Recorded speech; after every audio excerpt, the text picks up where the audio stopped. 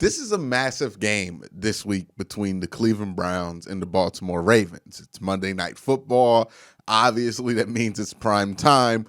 The Ravens' playoff hopes are on the line, and the Browns could clinch their first playoff berth since 2002 if they win this game. This is a big game versus the Ravens, a team that is also very close to being very desperate this year. So, with all of those things considered, is this a game that the Browns can win? Well, let's talk about it.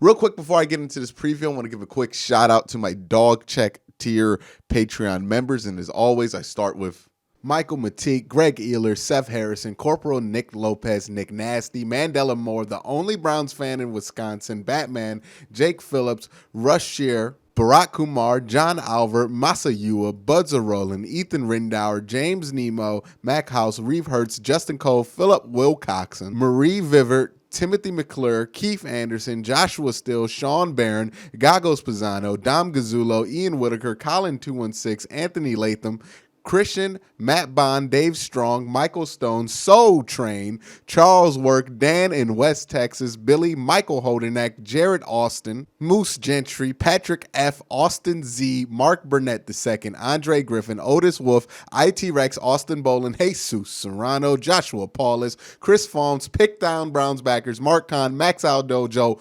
Beerman 069, SSJ Swift, Andrew Hirsch, Feeling Dangerous 113, Dave Mike May, John Cummings, Robert Germain, Cleveland BCI, Anthony O, Bobo Regretti, Stuart Moore, TJ Showman on cue, Mark M, CK, and Water Bear Marketing. Thank all of you guys who have taken the time and have graciously donated to the Patreon. It has really helped out and helped me do a lot of great things for this channel, so I do appreciate that a lot. And also, if you want to watch the game with me this Monday, then you're in luck because I'm going to have a watch party live on YouTube. I'm going to be live streaming while I'm watching the game here. So I'm going to be taking questions, talking with you guys, interacting with you guys during the game. So if that's something you're interested in, and if you're not already, please hit that subscribe button and ding that notification bell so you don't miss that and you don't miss anything else that pops up on this channel. Now, let's talk about this preview. And the first thing you have to say about the Browns and Ravens game is 38-6, because that was the score of the opener. And now in Cleveland, we know that the Browns usually have a terrible go of it in these opening games of the season. We have not won one since like 2004, but that is a score that is going to stick in the back of the minds of Browns players, and it's going to stick in the back of the minds of the Ravens player. But make no mistake about this. This is not week one. The Browns in week one did not resemble the team that they are today. They did not throw much out of the play action. They did not run the ball as much as they are advertised to do. Like, these are all things that the Browns did in training camp, did not do in week one, but has done all the rest of the season. So this was a team that was clearly finding themselves at that point of the season. And the Ravens, on the other hand, are also not who they were in week one. Although they have the potential to be dangerous, they could sneak up on you now. You know, don't let the record fool you. It's still the Ravens, but also the record is the record for the Ravens, and it's not what the Ravens expected. A team that came out the gate as a Super Bowl contender, them and the Chiefs being the real contenders out the AFC, has turned into a team that's on the outside looking in, hoping to make the playoffs via a wild card. It is a massive shift to what they were perceived to being in week one, and a lot of that has to do with some disappointments on offense that we'll get into. And that has led to the tides of this game and the circumstances of this game being flipped to what you would think they would have been at week one, right? Because the Browns are coming into this game and thinking that, hey, a win here can solidify your status as a legitimate contender in the AFC. While the Ravens are thinking a win here can help us get into the playoffs. Two completely different situations that both of these teams did not really expect to be in after that week one result. But all of that other stuff is important. But the most important thing is, how do these two teams match up? Well, let's talk about the defense. The Browns defense this week against the Baltimore Ravens needs to be able to do two things and two things well. Stop the outside run and generate turnovers.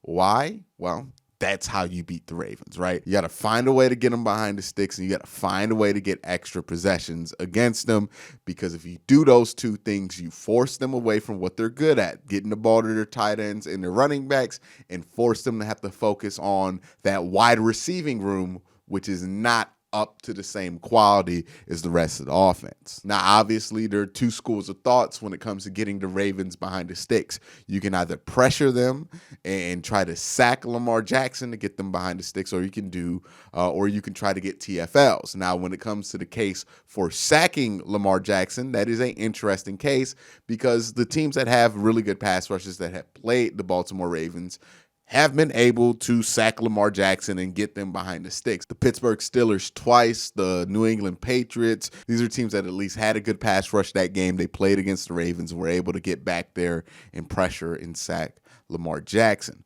But I think the more potent way to slow down the Ravens offense is to get tackles for loss, specifically when they go on those off-tackle runs. The reason I prefer this to blitzing and trying to sack Lamar is that the biggest downside to relentlessly blitzing Lamar Jackson is that you're going to miss once or twice, and if you miss a blitz on Lamar Jackson, that's a massive problem. Either Mark Andrews is going to be wide open, or you're going to leave a hole wide open for Lamar to run through, and he will score if you give him the chance to. So that is why I am kind of opposed to trying to blitz, especially with how the Browns have not been a great blitzing team necessarily. I don't want to do that. I want to get tackles for loss against the Ravens. And for the Browns, they're in a good position to be able to do that against the Titans, against one of the best outside run teams in the NFL. They were able to do it at a very high level. Held Derrick Henry to his lowest production, I think, all year versus a single team. It was against the Steelers, who held him to 80 yards. The Browns held him to 60. So this is something that the Browns definitely can do, specifically in this area of the game, which is important because outside runs make up a lot of what Baltimore does, specifically off tackle to the right. That's what they love to run. You'll see it. They do it out the pistol. They get the fullback to come into motion late. That they love running off tackle to the right off that formation on that play. Just like rushing direction was key versus the Titans, I think it's going to be very key this week, because if you're talking about the Browns run defense, they are good in some areas and terrible in other areas. They happen to be good in the exact areas where Baltimore likes to run the ball, because the area where the Browns aren't good, the tackle box, the Baltimore Ravens have only run 32% of their rushing attempts in that area. So they don't love going to that area. They much rather go to the right towards Orlando Brown off tackle. They love that. And I think that's also one of the key differences from the 2020 version of the Ravens to the 2019 version of the Ravens. Because if you remember, if you watched the 2019 Ravens, they were able to get 7-8 yard up the middle gashes off those RPOs kind of at will whenever they wanted it with Mark Ingram, especially when they were in rhythm. And that's what made those RPOs so unstoppable, because when a team is worried about stopping that run up the middle, it destroys everything else in that coverage, because now your linebackers are kind of cheating inside to stop that run so they don't get gashed for 5-8 yards, because if you do get gashed for 5-8 yards up the middle, it kills time of possession and puts it heavily in favor of the Baltimore Ravens. So you try to cheat up to stop those gashes, but when you cheat up to stop those gashes, Lamar just pulls it out and throws it over top of your head to Mark Andrews, who's wide open, and now you're dealing with a 20-yard gash from Mark Andrews. So let's say you try to stop that, right? You don't let your linebackers leave Mark Andrews, and you're going to now send your corners to crash down and stop the inside run. Then, okay, Lamar can pull it out and run to the outside where you just had your corners vacate to stop the inside run. It is why that RPO attack is so impossible to stop, and it's because that ability to gash you up the middle, when that's not there, when that offensive line can't consistently get that push up the middle, it slows down everything else that offense can do, because it's not like the most creative offense in the world. But if you can get that push up the middle, it really doesn't matter how creative it is, because it's just so difficult to stop, because it's like playing whack-a-mole. There's too many moles for you to smash with two hands. I don't know if that analogy made sense to anybody, but I hope you get what I'm saying here, right? It's like there's leaks in the wall and you're trying to put your hands over all the leaks and you only have two hands. So one's always going to be leaking. That's the problem with the RPOs. Now the Baltimore Ravens, instead of having that triple threat of the inside being a problem, Mark Andrews being a problem, and the outside run being a problem, now they only have the threat of Mark Andrews and Lamar Jackson. They don't really have that up the middle threat, because the push with the interior offensive line just has not been there like it should. It was there in spurts against Dallas, but again, Dallas is a team that let Dearness Johnson legitimately look like Alvin Kamara at times. So it could come back, and that would be a massive problem for the Cleveland Browns defense, because that has been a problem all year for the Browns defense. But I don't know if that success versus Dallas, who is very poor against the run, is necessarily going to be the same success versus Cleveland, who is not great at stopping the inside run at all, but not Dallas bad. So we'll see what happens there. But if Baltimore can't get that push up the middle, that is going to be a massive problem for the Browns. But the problem for Baltimore is they just haven't done that against anybody other than Dallas consistently. And if that's not the case, and especially if Denzel Ward plays, then there are some issues for the Baltimore Ravens that we already discussed. I think the Browns have solid answers for a lot of the problems that the Baltimore Ravens put on a lot of opposing defenses, right? The off-tackle runs. The Browns have Myles Garrett and Olivier Vernon, who are very good at stopping those. Mark Andrews. The Browns have Malcolm Smith, who has been a top 10 coverage linebacker in 2020. He has played against some good receiving tight ends like Mo Alley Cox from Indy and Darren Waller and also Richard Field, and helped them just to 75 yards and a touchdown. So it's not like tight ends have been killing the Browns, and those are what PFF's number 2, 3, and 7 ranked tight ends when it comes to receiving in the NFL. So those aren't scrubs there. Those are all guys higher ranked than Mark Andrews, even though I don't believe they're better than Mark Andrews. So that tells you that this Browns team isn't as susceptible to the tight end as they were in week 1 with Malcolm Smith in there, who has made a world of difference from that front. It also doesn't help that the one major weakness the Browns have, which is their secondary, is also the one major weakness that the Ravens have, which is their wide receiving room. So it's not like you can really rely on them to attack a weakness of the Cleveland Browns. Again, it's not Tennessee, where Tennessee had really good wide receivers and were able to use that in the second half against the Cleveland Browns to make a little bit of a comeback. Baltimore just doesn't have that same luxury where they have those wide receivers there. They don't have the same consistency. It's just they're not well equipped to attack the Browns' weaknesses, and the Browns are more well equipped on defense to attack the Ravens' strengths. Now, yes, is it possible for a Hollywood Brown to have a big day because Andrew Sadeo's asked to cover too much space? Yes, but also, you have to factor in that they have not been asking Andrew Sadeo to cover that much space recently. Also, you have to factor in that a lot of the communication problems that allowed Hollywood Brown to have a big game against the Browns in week 1 have been kind of cleared up by week 14. So, yes, there is a possibility that the Ravens wide receivers could come in huge for them, but I don't think if you're Baltimore, you want to necessarily be relying on big performances from your wide receiving group, which has been the least reliable group on offense for you all season. But that's enough about the Browns' defensive matchups. Let's talk about the offensive matchups. This offensive game plan is going to come down to 3 players: Jarvis Landry, Baker Mayfield, and Nick Chubb. Can Nick Chubb get going on the ground? Can he get those gashes? Can he have a better game than he had against Tennessee, against a really stout run-stopping defensive line? Can Baker Mayfield get going against a very tough secondary? And will Jarvis Landry be able to get open when he is now asked to be the number 1 receiver, which means he's going to get a healthy dosage of Marlon Humphreys and Marcus Peters and whoever they want to throw at him. And I'm not going to lie, I worry about the wide receivers for the Cleveland Browns' ability to get separation. There's not a ton of speed there. And, you would feel much better if Odell was there just because of the fact alone he can eat up Marlon Humphreys and you can free up Jarvis Landry and Rashard Higgins and all these other guys on lesser corners. But now that Jarvis is going to be kind of taken care of by Marlon Humphreys, that's going to leave Rashard Higgins on a Marcus Peters, Donovan Peoples-Jones maybe on a Marcus Peters. And these are all matchups that you don't really love from a wide receiver secondary standpoint. For Baker Mayfield, it's another test, right? It's a test of a team that could create some dirty pockets for you much more than Tennessee is able to, who has a better secondary than Tennessee. This will all be on the Browns' ability to protect. The Browns can protect. I don't really have that many worries about Baker Mayfield coming into this game, but if they can't, then we're going to have to find out some things about Baker. Even though he did navigate those dirty pockets well against Philly, I think against a team with a better secondary, it's going to be a different game. So we'll see what happens there with Baker Mayfield. Can he handle those dirty pockets? How he will do there. But that's why this game comes down to those three. If those three can show up big, the Browns will definitely win this game. But if those three don't, they'll have problems moving the ball up and down the field because that's who they're going to rely on, mainly probably Nick Chubb.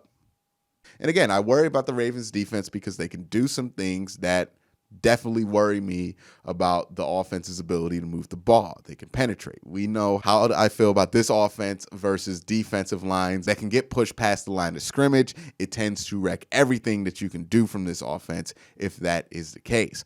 Also, dirty pockets for Baker. He's going to be, we'll see how he is. He has that terrible PFF grade under pressure, but I think that's kind of skewed because of when he had a ton of pressure, what point in the season that was. We'll see how he is later in the season under pressure. Also, Baltimore has a strong and opportunistic secondary, and on paper, Baltimore is a massive problem for the Cleveland Browns. Again, on paper, right? You read out on the stat sheet, Derek Wolfe, Brandon Williams, Calais Campbell, Matt Judon, Yannick Ngakoue, and you think that's a massive problem for this team, right? Those five guys, they have to be a massive problem. The problem for the Ravens, again, just like on offense, it just hasn't happened consistently. They're a lot like the 2019 Browns in that respect, where they have all this talent on paper, but it's just not coming together in practice. And it's not consistent on a week-to-week basis.